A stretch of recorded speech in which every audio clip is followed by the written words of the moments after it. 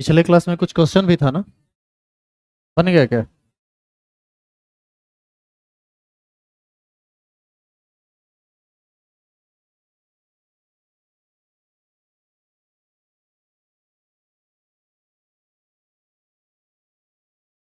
क्या था क्वेश्चन, क्या था?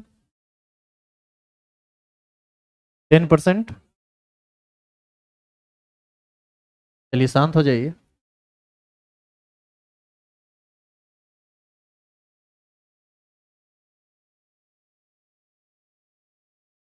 10% W/V H2SO4 solution. What does it mean? क्या इसका मतलब है? It means 10 gram of H2SO4 present in 100 ml of solution. यही नहीं इसका मतलब है? तो यहां से आप डायरेक्ट नॉर्मलिटी का फॉर्मूला लगा दीजिए। X × 1000 by V × E। हाँ या ना? यहां से बताइए नॉर्मलिटी। एक्स का वैल्यू कितना हो जाएगा? 10 × 1000। V कितना? 100। And equivalent weight of H2SO4 49। ये आ जाएगा 100/49। 2.04 N। लिख सकते हैं ये। यही इसका आंसर है।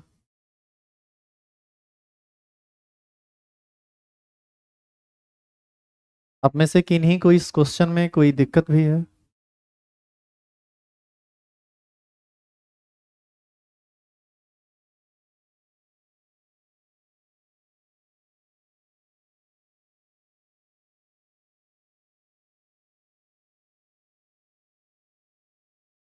हम लोग कंसंट्रेशन टर्म पढ़ रहे हैं।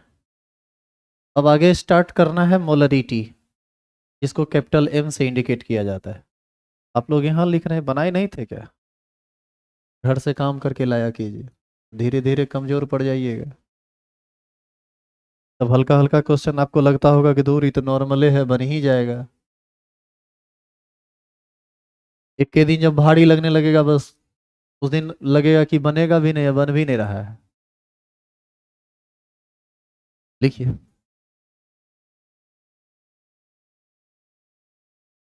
दूसरा केमिकल यूनिट था, क्या था? मोलरिटी ही ना? ए, कितना खिस्सा कर रही है रे।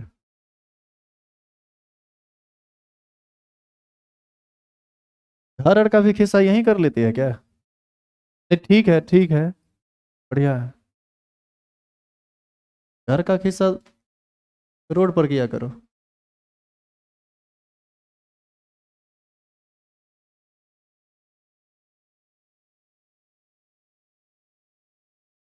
देखो, मोलरिटी और नॉर्मलिटी में बेसिकली डिफरेंस बस इतना है कि वहां पर हम सॉल्यूट के ग्राम इक्विवेलेंट की बात करते हैं और यहाँ पर हम सॉल्यूट के मोल की बात। बाकी सब बात सेम है, इसीलिए हम इसमें ज़्यादा समझाने वाला काम नहीं करेंगे, फटाफट लिखा के इसको खत्म करेंगे, क्योंकि एक चीज़ आप अच्छा से समझे होंगे। लिखेंगे। एरो दीजिए, डिफाइन कीजिए। लिखिए, number of moles of solute, number of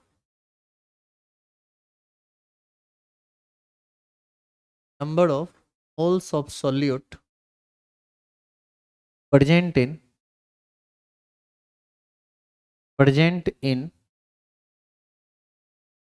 1 liter of solution. Number of moles of solute present in 1 liter of solution is called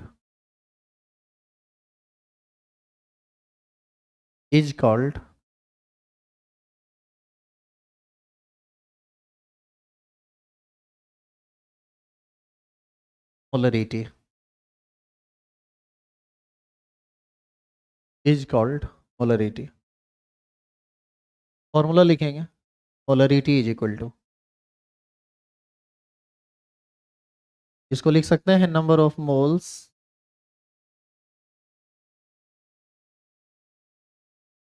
of solute bye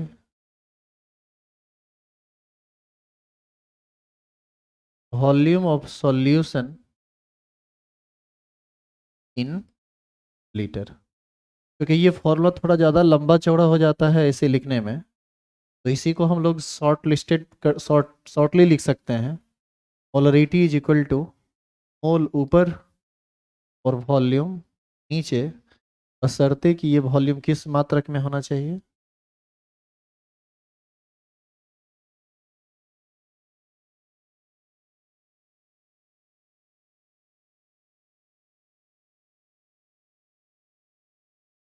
साथ साथ लिखते जाइएगा, ये सब हल्का चीज़ है, फटाफट करके ख़त्म कीजिए। और याद कीजिए, आप ऐसे भी एक बार पढ़े हुए हैं ना 11th में।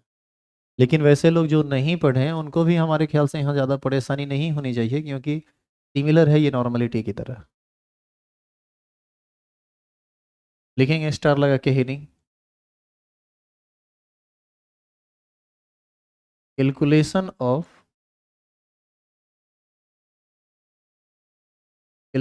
Of molarity.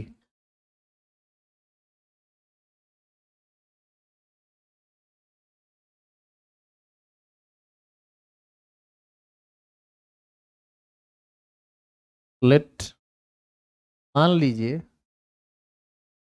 कि weight of solute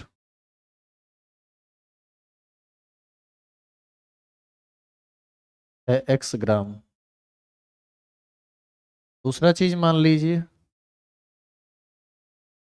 volume of solution, ये मान लो है VCC। आपसे पूछेगा बताओ मोलरिटी क्या होगा। मोलरिटी निकालने के लिए क्या करेंगे, ग्राम को मोल में बदल देंगे, और वॉल्यूम जो सीसी में दिया हुआ है उसको लीटर में, सीसी का मतलब ml में दिया हुआ है, उसको किस में बदल देना है, लीटर में। मोल को लीटर से भाग दे दीजिए तो आंसर आ जाएगा। तो एक फॉर्मूला के टर्म में ये आ जाएगा। तो बताइए यहाँ से आगे हम क्या लिख सकते हैं, यहाँ से लिखिए तो यहाँ मोल बराबर क्या हो जाएगा बताओ तो, एक्स बाई मॉलिक्यूलर वेट लिख सकते हैं। किसका मॉलिक्यूलर वेट, सॉल्यूट का। और वॉल्यूम बराबर क्या लिख सकते हैं, VCC है, इसको V/1000 लीटर लिख सकते हैं। यहाँ से मोलरिटी बराबर क्या लिख सकते हैं, मोल ऊपर वॉल्यूम नीचे, मोल कितना है x/मॉलिक्यूलर वेट, और वॉल्यूम कितना है V/1000। लिखिए तो यहाँ तक।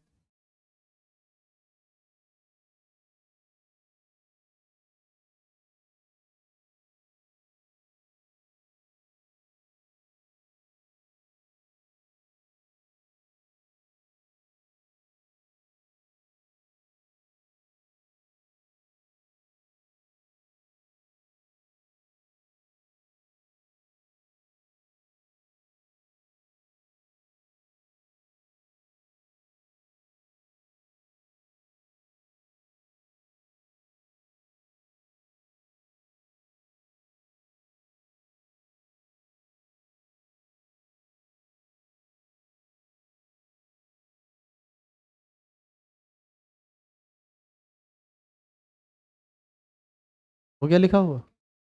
इसी को हम क्या लिख सकते हैं, x/मॉलिक्यूलर वेट इंटू 1000/V लिख सकते हैं।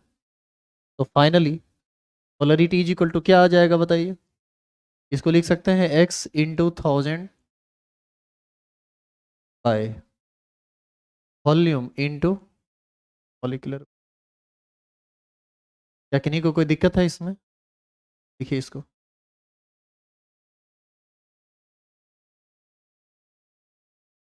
देखो लिखा हुआ हो गया, इधर पहले देख लीजिए बाद में हम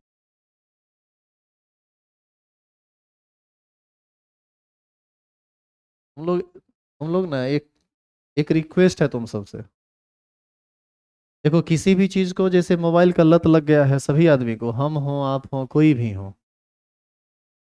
मैं गुस्से में नहीं कह रहा हूँ, बहुत नॉर्मल मूड में कह रहे हैं कि शायद यदि आप हमारी इन बातों को समझेंगे तो आपको थोड़ी मदद मिल जाएगी पढ़ाई लिखाई में। आप एक काम क्या कीजिए, यदि आप ऑफलाइन क्लास कर रहे हैं तो घर पर या क्लास में जहाँ भी आप पढ़ने जाते हैं, सिर्फ वहाँ मोबाइल को साइड कर दीजिए, या तो मोबाइल को मत लाइए, या फिर मोबाइल को स्विच ऑफ कर दीजिए और उसके बाद पढ़िए। आपका दिमाग कंसंट्रेट रहेगा, आप पढ़ पाएंगे। बाद बाकी मान लो जैसे 3 सब्जेक्ट मेनली होता है, मैथ फिजिक्स केमिस्ट्री या बायो मैथ की जगह एक, तो ऐसी स्थिति में जो 3 आपका सब्जेक्ट, जो मेन 3 सब्जेक्ट है, 4 नहीं आप इसको कर सकते हैं, 3 ही कहिए। मैथ होगा तो बायो नहीं, बायो होगा तो मैथ नहीं, मेन तो कोई एक ही ना होगा। तो हम 3 ही पेपर की बात कर रहे हैं। खास करके ये साइंस के पेपर हैं, इसमें आपको काफ़ी ज़्यादा कंसंट्रेट रहना पड़ता है, काफ़ी दिमाग लगाना पड़ता है। तो ऐसी स्थिति में यदि आपका दिमाग मोबाइल पढ़ जाएगा, मोबाइल पढ़ाने वाले मैसेज पढ़ जाएगा, उसके नोटिफिकेशन पे जाएगा, तो डेफिनेटली आप डिस्टर्ब होंगे, आपका कंसंट्रेशन बिगड़ेगा। मैं हम नॉर्मलिटी या मोलरिटी वाले कंसंट्रेशन की बात नहीं कर रहे हैं, फोकस करने की बात कर रहे हैं। तो वो डेफिनेटली आपका बिगड़ेगा, फिर आप समझ नहीं पाओगे चीज़ों। हम लोग क्या समझते हैं ना कि हमारा दिमाग काफ़ी स्मार्ट है भी, लेकिन उसको हम लोग स्मार्ट रहने नहीं दे रहे हैं। स्मार्ट रहेगा कहाँ से? स्मार्टफोन पर दिमाग चला जाएगा, तो वो स्मार्टनेस खत्म हो जाता है स्मार्टफोन पे जाके, क्योंकि उस तुमसे ज़्यादा वो स्मार्ट बन रहा है तुम्हारा स्मार्टफोन। तो इतना कीजिए कम से कम कि क्लास के वक्त या पढ़ाई घर में भी यदि आप पढ़ रहे हैं तो मोबाइल को साइड रखा कीजिए। अब आपको इंटरनेट की जरूरत पड़ती है कि नहीं, हमको देखा वैसे तो ये सब खैर जरूरत नहीं है, पढ़ता होगा, पढ़ाई लिखाई के मामले में पढ़ता है क्या? बट कभी नहीं पढ़ेगा, पढ़ ही नहीं सकता है। इतना तुम पढ़ाकू हो जाता है ना, तो जरूरत ही नहीं पड़ती इस बात को बोलने की। तो मुश्किल से दिन मतलब 24 घंटा में ना 4-5 घंटा जब तुम्हारा स्टडी का टाइम होता है, या तो मोबाइल को ऑफ रखा करो या मोबाइल को पास में रखा ही मत करो। बाकी के समय में तुमको जो करना है करो, कोई दिक्कत नहीं, चलेगा। लेकिन ड्यूरिंग स्टडी आप प्लीज उसको साइलेंट रखा कीजिए या बंद रखा कीजिए, बेहतर करिएगा। और हम ये कहेंगे कि 2 साल मोबाइल रखना ही बंद कर दो, तो पता चलेगा मेरा ही मुंह नोच लेगा। तुम्हारे बस की बात नहीं है। तुम्हारे क्या, अब तो जो लोग एडिक्टेड हैं इन चीज़ों के, वो खाना नहीं खाएगा लेकिन रिचार्ज करवाएगा। ये ऐसा स्थिति उत्पन्न हो गया है। जमाने के साथ तो चलना पड़ेगा, लेकिन थोड़ा परहेज कीजिए टाइम, पढ़ाई के टाइम लिखे तो क्वेश्चन लिखेंगे। देखिए 50 ग्राम ऑफ 50 50,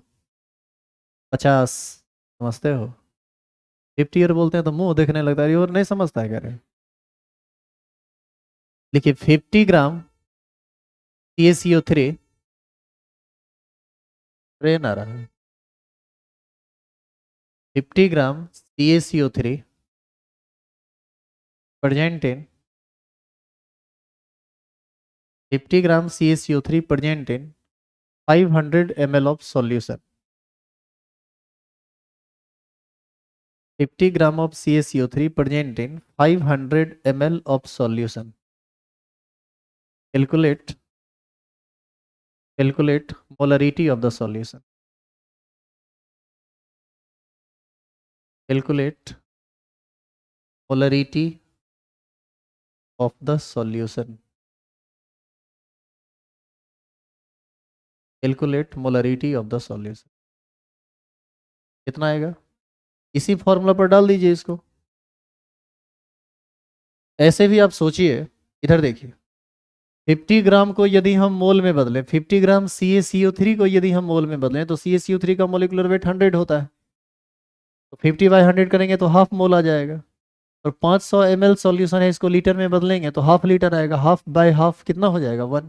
यानी कितना इसका आंसर होगा? 1। इसी फॉर्मूला पर आप बैठा दीजिए दूसरे तरीके से। बताइए एक्स का वैल्यू कितना है? 50 है ना? तो यहाँ हम लोग 50 रखते हैं इंटू 1000 बाई वॉल्यूम कितना? 500 ml इंटू मॉलिक्यूलर वेट कितना? 100। इसको काटिएगा तो कितना बार में कट जाएगा? इसका आंसर हो जाएगा 1m। सुनिए अब, यहाँ पर जो हमारा आंसर 1m आया है, हम चाहें तो इसी को एक और तरीके से दिखा सकते हैं, और करके। इसको क्या लिख सकते हैं? इसको लिख सकते हैं 1 मोल/लीटर। बोलिए हाँ या ना। इसी को हम लोग लिख सकते हैं 1 मोल/डेसीमीटर क्यूब। ऐसा लिखा जा सकता है, लीटर को ही ना डेसीमीटर क्यूब कहते हैं। इसी को हम और करके लिख सकते हैं 1 मोल इंटू डेसीमीटर का पावर -3। ऐसे भी ना लिख सकते हैं? देखिए तो मोलरिटी को एक्सप्रेस करने का कुल 3 डिफरेंट तरीका होता है।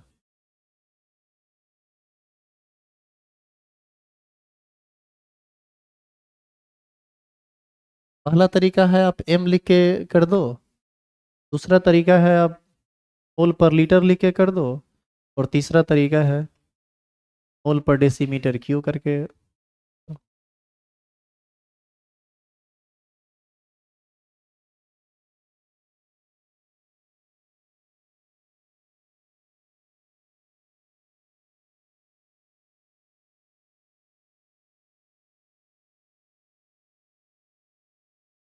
और अब माइक ऑफ कर रहे हैं, कुछ बात बोलना है क्लास में।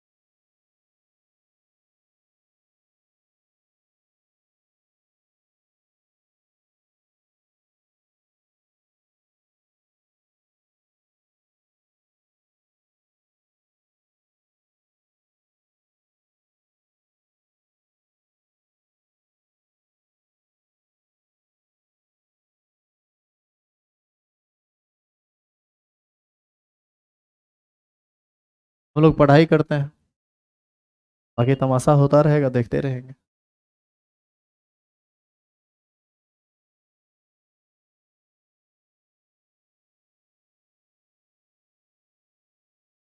सुनिए, अब पोलरिटी ऑलमोस्ट समाप्त है। इसमें ज़्यादा कुछ है नहीं, आप पहले भी पढ़े हुए हैं और अभी भी पढ़े, देखिए कोई कुछ ज़्यादा भारी लग गया क्या? कोई किसी को समझने में दिक्कत तो नहीं होगा? सुनिए, अब पोलरिटी टाइप का ही एक चीज आता है जिसको हम लोग बोलते हैं फॉर्मलिटी। ठीक है, हेडिंग मत डाल देना, इसको समझना है आपको बस।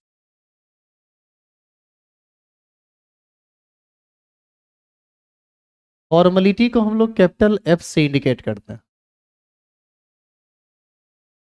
अब सुनिए, मोलरिटी और फॉर्मलिटी में क्या समानता है और क्या अंतर है, उस दोनों बात को पहले समझिए। सबसे पहले अब बताइए कि ये जो फॉर्मूला हम लिख रहे हैं,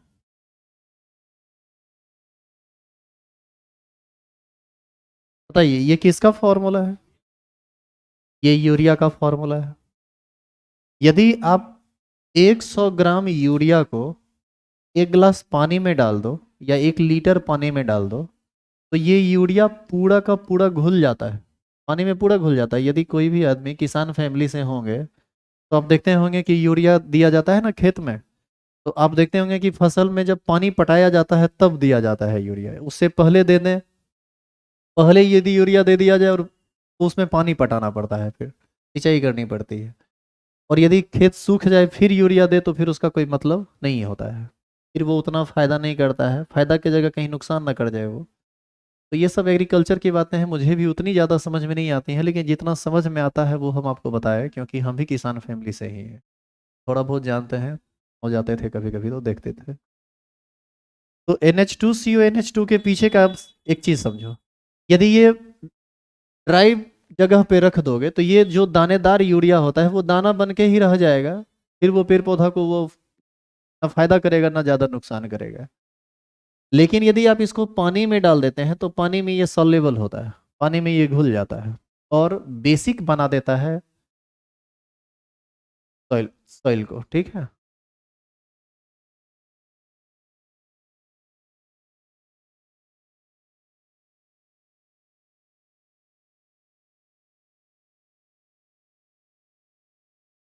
हमको दे दे, हम अभी एक को हाथ से तुरंत गाड़ी को निकाल के पीछे। इसी फेरा में तो हाथ टूटा है, हेवी ड्राइवर है।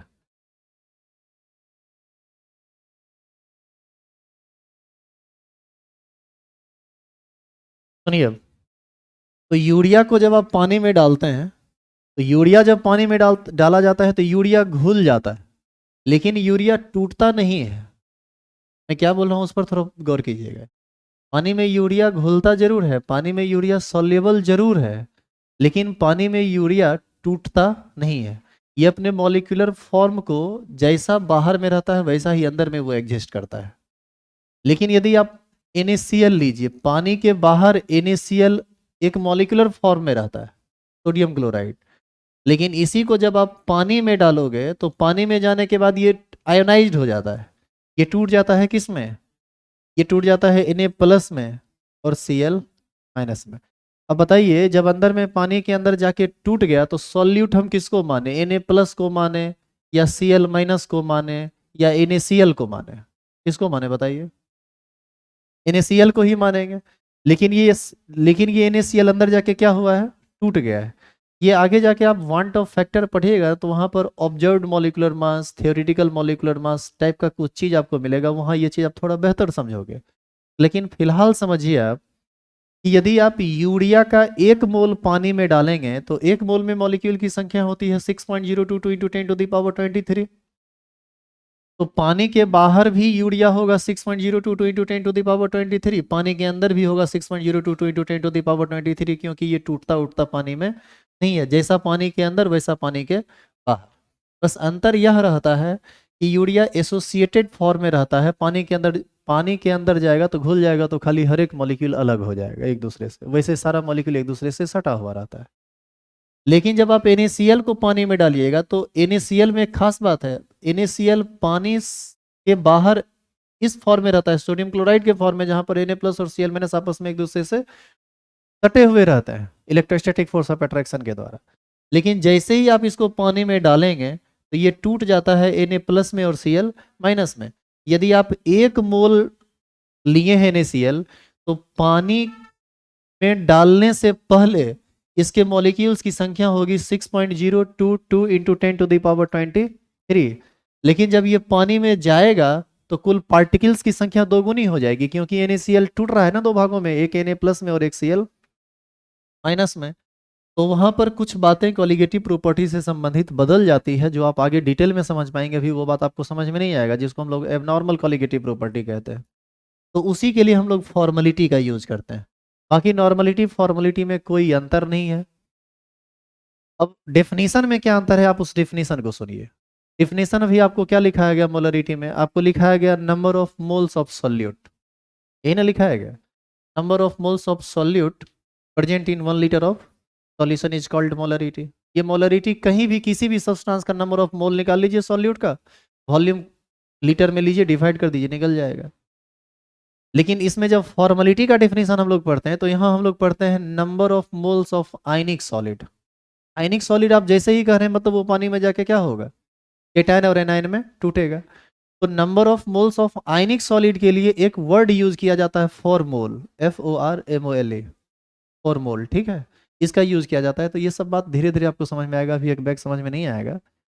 फिलहाल आप बस इतना समझ लीजिए कि मोलरिटी और फॉर्मेलिटी दोनों सेम चीज है।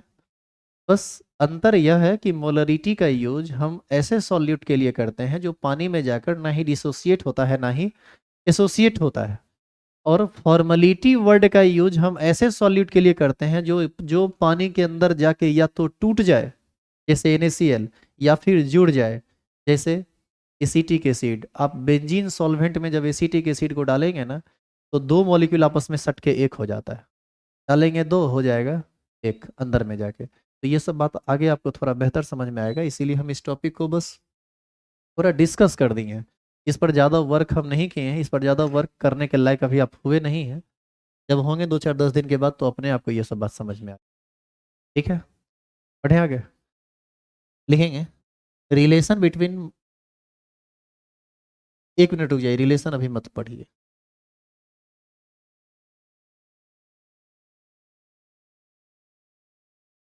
देखो, मोलरिटी बराबर हम लोग क्या पढ़े, ऊपर मोल और नीचे वॉल्यूम। वॉल्यूम किस यूनिट में, लीटर में।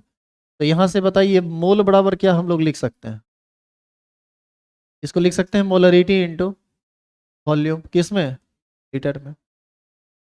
यदि सॉल्यूशन का मोलरिटी दिया हुआ रहे और सॉल्यूशन का वॉल्यूम लीटर में दिया हुआ रहे तो दोनों को मल्टीप्लाई यदि कर देंगे तो क्या मिल जाएगा, उस सॉल्यूशन में उपस्थित सॉल्यूट का जो टोटल नंबर ऑफ मोल होगा वो पता चल जाएगा। एक और बात, जिस तरह से आप 1 ग्राम इक्विवेलेंट में याद किए हैं 1000 मिली इक्विवेलेंट होता है, उसी प्रकार से 1 मोल में होता है 1000 मिली मोल।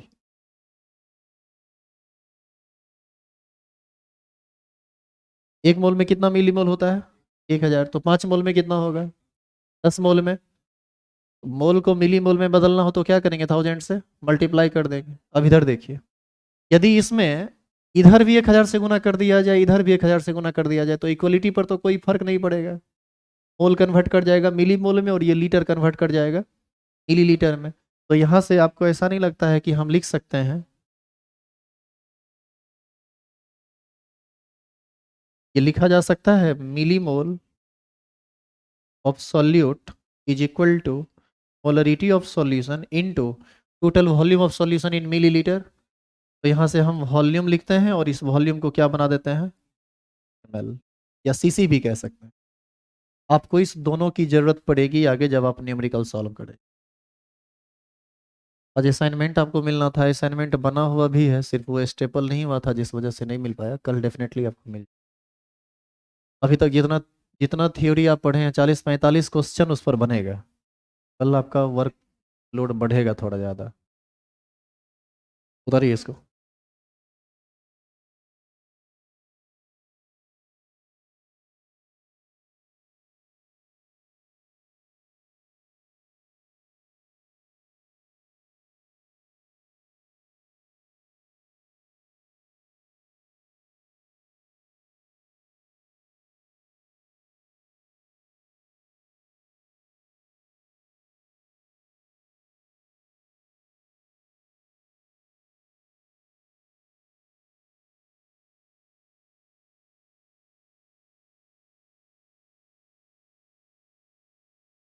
ओके, हेडिंग डालेंगे relation between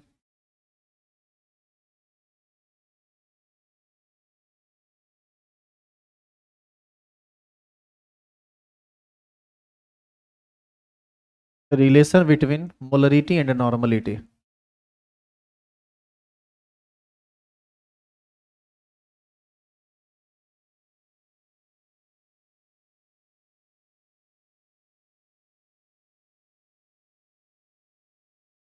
relation between normality and molarity. तो सब लिखिए तो।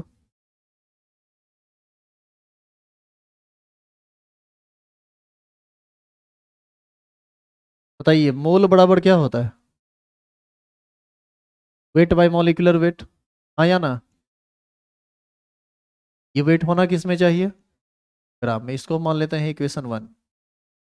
ग्राम इक्विवेलेंट बराबर क्या होता है, ये होता है वेट, जो कि होना किस में चाहिए, ग्राम में, बटा कौन चीज, इक्विवेलेंट वेट। इसको मान लेते हैं 2। और इक्विवेलेंट वेट बराबर क्या होता है,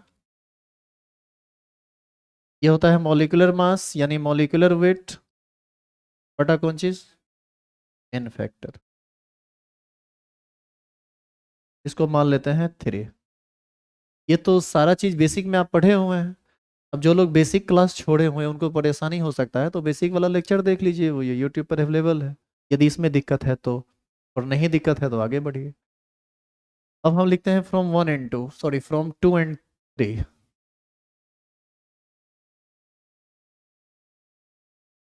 फ्रॉम 2 एंड 3, इधर देखो तो, यहाँ पर इक्विवेलेंट वेट है ना, यहाँ इक्विवेलेंट वेट बराबर लिख सकते हैं molecular weight by n factor. इस चीज को हम यहाँ पे रख सकते हैं, तो बताइए क्या लिख सकते हैं आगे, gram equivalent is equal to क्या लिखेंगे बताओ, वेट जो कि होना चाहिए किसमें, ग्राम में, बटा क्या लिखें, इसको लिख सकते हैं molecular weight by n factor. N factor ऊपर जाके गुना में बदल जाएगा, तो यहाँ से ग्राम इक्विवेलेंट बराबर क्या होगा, वेट जो कि होना चाहिए ग्राम में, बटा कौन चीज, मॉलिक्यूलर वेट इनटू क्या, एन फैक्टर। बताइए यहाँ तक दिक्कत है।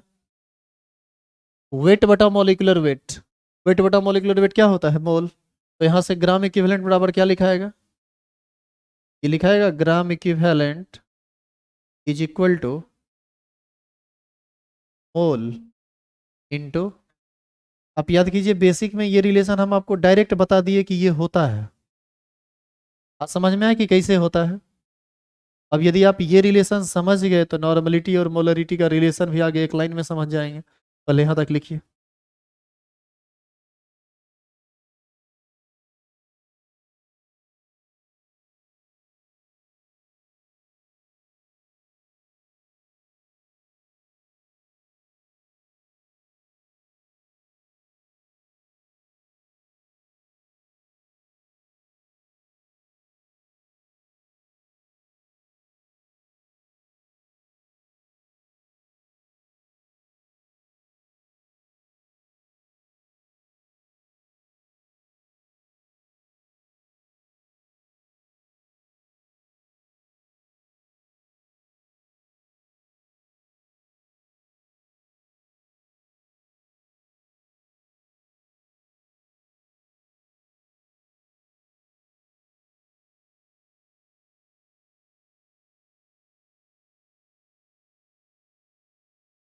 चेंज करें।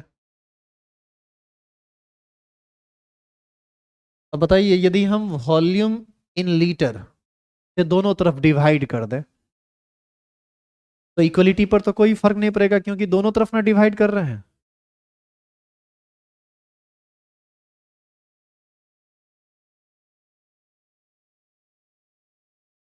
तो यहाँ हम लिख सकते हैं divided by volume in litre, both side we get, उतना लिखना नहीं है, इतना तो समझ ही सकते हैं आप। यहाँ हम लिख सकते हैं ग्राम इक्विवेलेंट बराबर में क्या था बताइए तो, एन फैक्टर इंटू मोल लिखें या मोल इंटू एन फैक्टर लिखें, बात तो एक ही है। तो इधर इसको इधर या ऐसे ही तो लिख ही सकते हैं ना। हम डिवाइड किस चीज़ से किए हैं, वॉल्यूम किस में, लीटर्स। अच्छा ये चूंकि मल्टीप्लाई किया हुआ है ऊपर पर तो एक ही बार लिख देते हैं, या दो बार भाग देने का इरादा है इधर। Gram equivalent by volume in litre, इसी को हम लोग क्या बोलते हैं, नॉर्मलिटी, नहीं बोलते हैं क्या, इसी को हम लोग बोलेंगे नॉर्मलिटी। यहाँ पर एन फैक्टर को एन फैक्टर रहने देते हैं into mole by volume in litre, ये क्या होता है, मोलरिटी।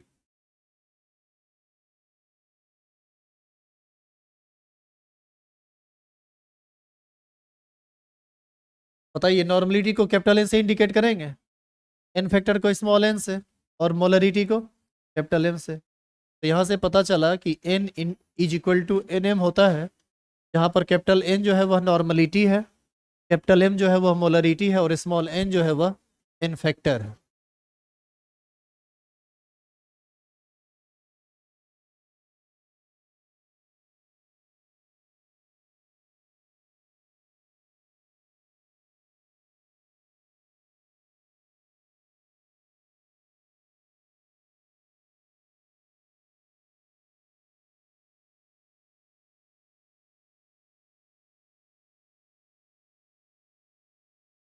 क्वेश्चन लिखिए तो एक,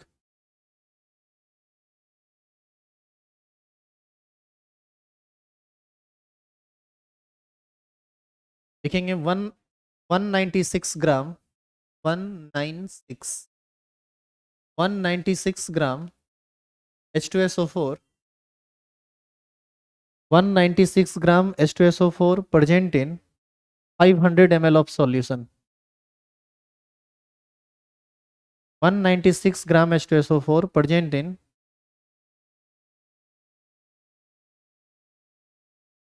500 ml of solution. Calculate molarity and normality of the solution.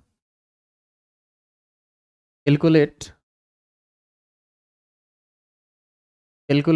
normality and molarity of the solution. Molarity का फॉर्मूला भी तुरंत आपको क्या बताया गया था, बोलिए। x इंटू 1000 बाई कितना, v इंटू मोलिकुलर वेट, यही था ना जी। अच्छा देखना बुक में कभी कभी क्या करता है ना, यहाँ मोलिकुलर वेट की जगह भी कैपिटल एम डाल देता है। अब जैसे एक ही इक्वेशन में दो कैपिटल एम का यूज कर देगा तो कंफ्यूजन होगा ना, तो हम मोलिकुलर वेट को मोलिकुलर वेट ही रहने दिए हैं। कुछ जगह पर देखेंगे एम डब्ल्यू लिख देता है, ठीक है, ये भी तो मोलिकुलर वेट को ही इंडिकेट करेगा। तो देख लेना बुक में एक्सप्रेस करने का तरीका कुछ डिफरेंट भी हो सकता है, बस समझने का प्रयास कीजिएगा वो क्या है। तो बताइए एक्स का वैल्यू कितना 196 है, इंटू कितना 1000 भाई, वी कितना है 500 ml, तो 500 डालिए। और मॉलिक्यूलर वेट कितना होता है H2SO4 का 98, कितना 4 आ जाएगा क्या, ये 2 और ये भी 2, 4 ही आएगा ना। आंसर आ गया 4m। ये कौन चीज निकला 4m, ये मोलरिटी निकला। नॉर्मलिटी निकालना है तो फॉर्मूला लगा दीजिए n इंटू एन एम। पहले बताइए तो H2SO4 टूटता कैसे है, H2SO4 टूटता है 2H प्लस SO4 2 माइनस, ऐसे ना टूटता है, एक H पर एक प्लस तो 2H पर 2 माइनस, यानी total total charge of cation 2 या टोटल चार्ज ऑफ एनायन भी 2। जो टोटल चार्ज ऑफ कैटायन या चार्ज ऑफ एनायन होता है वही ना एन फैक्टर कहलाता है। तो H2SO4 के लिए एन फैक्टर का मान कितना हो जाएगा 2। तो यहाँ से हम लोग लिख सकते हैं normality is equal to 2 into 4 is equal to 8। इसको हम 8n लिख दें, कोई दिक्कत है इसमें, लिखिए। अच्छा एन फैक्टर का वैल्यू यदि 1 हो जाए तो, if n factor of any solute is equal to 1 then molarity molarity and normality of that solution will be the same। Clear है ये, आप नोट में ये बात लिख लो, इसको बना लिया आप। यहाँ पर देखो, यहाँ पर क्वेश्चन क्या है ना कि ये जो क्वेश्चन आपको दिया गया ये बिल्कुल स्ट्रेट फॉरवर्ड क्वेश्चन है, एकदम सिंपल क्वेश्चन है। इधर डाटा बेसिस क्वेश्चन है, डाटा बैठाइए बना दीजिए। असाइनमेंट जो मिलेगा ना उसमें कुछ नॉर्मल क्वेश्चन मिलेगा, कुछ आपको डेविएट कर सकता है, तो परेशान नहीं होना है, टोटल क्वेश्चन बनाइए। जिस क्वेश्चन में जहां भी आप फंसेंगे न्यूमेरिकल का क्लास लगेगा तो उसमें आपको बता दिया जाएगा कि, या फिर आपको अपने मन से पूछना हो तो पूछ सकते हैं, कोई दिक्कत नहीं है। लिखेंगे note,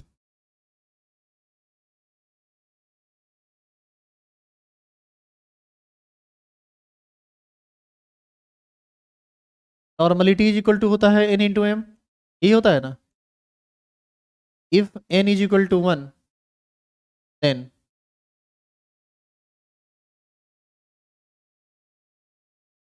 capital N is equal to capital M, यानी नॉर्मलिटी और मोलरिटी दोनों आपस में बराबर हो जाए। आप इसको एरो देके लिख लीजिए। तो बहुत सारे ऐसे क्वेश्चंस होंगे जिसमें आपको नॉर्मलिटी और मोलरिटी दोनों का वैल्यू इक्वल आ जाएगा, तो समझ लीजिए इक्वल कब आएगा, जब एन फैक्टर का मान 1 होगा। अच्छा ये इक्वल भी क्यों आता है ये भी सुन लीजिए। नॉर्मलिटी निकालने के लिए आप क्या करते हैं, ग्राम इक्विवेलेंट में वॉल्यूम से डिवाइड करते हैं, और मोलरिटी निकालने के लिए क्या करते हैं, मोलरिटी निकालने के लिए मोल में वॉल्यूम से डिवाइड करते हैं। अब आ जाइए ग्राम इक्विवेलेंट पर, ग्राम इक्विवेलेंट कैसे निकालते हैं, weight by molecular weight, sorry equivalent weight, ये ना करते हैं आप। अच्छा मोल निकालने के लिए क्या करते हैं, वेट बाय मॉलिक्यूलर वेट। तो ये इक्विवेलेंट एन फैक्टर का मान जब 1 होगा ना तो इक्विवेलेंट वेट और मॉलिक्यूलर वेट आपस में बराबर हो जाएगा। कैसे, क्योंकि इक्विवेलेंट वेट बराबर होता है molecular weight by n factor, molecular weight by n factor 1 होगा तो इक्विवेलेंट वेट और मॉलिक्यूलर वेट इक्वल हो जाएगा। Equivalent weight molecular weight equal हो जाएगा तो दोनों का ग्राम इक्विवेलेंट और ये ग्राम इक्विवेलेंट और मोल इक्वल हो जाएगा, ग्राम इक्विवेलेंट और मोल इक्वल हो जाएगा, तो उसका मोलरिटी और नॉर्मलिटी इक्वल हो जाएगा। अब समझे हम कहाँ से इसको जोड़ के लेके चले गए, शुरू से लेके अंत तक में सारा का सारा डाटा डाल दिया गया। और ये एक सिंपल चीज़ है, यदि आप डीपली सोचेंगे तो आपको समझ में आ जाएगा कि हम बोल क्या रहे थे। हमने ये कहा कि आप जब इक्विवेलेंट वेट निकालते हैं तो उसका फॉर्मूला होता है molecular weight by n factor. यदि कोई ऐसा सॉल्यूट हो जिसके एन फैक्टर का मान 1 हो, तो ऐसी स्थिति में इक्विवेलेंट वेट बराबर molecular weight by n factor करेंगे तो बट्टा में 1 करेंगे तो इक्विवेलेंट वेट और मॉलिक्यूलर वेट आपस में इक्वल आ जाएगा। यदि किसी सब्सटेंस का equivalent weight molecular weight equal होता है तो उसका ग्राम इक्विवेलेंट और मॉलिक्यूलर वेट दोनों इक्वल हो जाएगा। मॉलिक्यूलर वेट नहीं, मोल। ग्राम इक्विवेलेंट और मोल इक्वल हो जाएगा, और ग्राम इक्विवेलेंट और मोल इक्वल हो जाएगा तो निश्चित है कि सेम सॉल्यूशन का मोलरिटी और नॉर्मलिटी इक्वल हो जाएगा। क्लियर है ये? नीचे एरो दीजिए, लिखिए तो लिखेंगे if n factor of a solute, नीचे एरो देखिए लिखेंगे if n factor of a solute is equal to 1 is equal to 1, then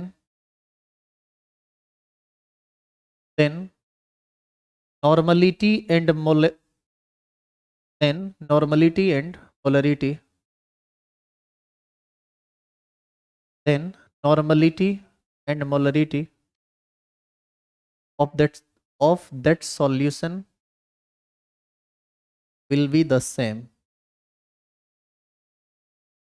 Then normality and molarity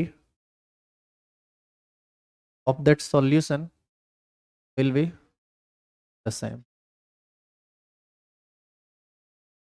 तो आज आप पढ़े मोलरिटी, उसी के जैसा एक छोटा सा टर्म था जिसको हमने कहा फॉर्मेलिटी, और पढ़े मोलरिटी और नॉर्मलिटी में रिलेशन। नेक्स्ट क्लास में हम लोग पढ़ेंगे मोलरिटी और मोल फ्रैक्शन। आइए कल।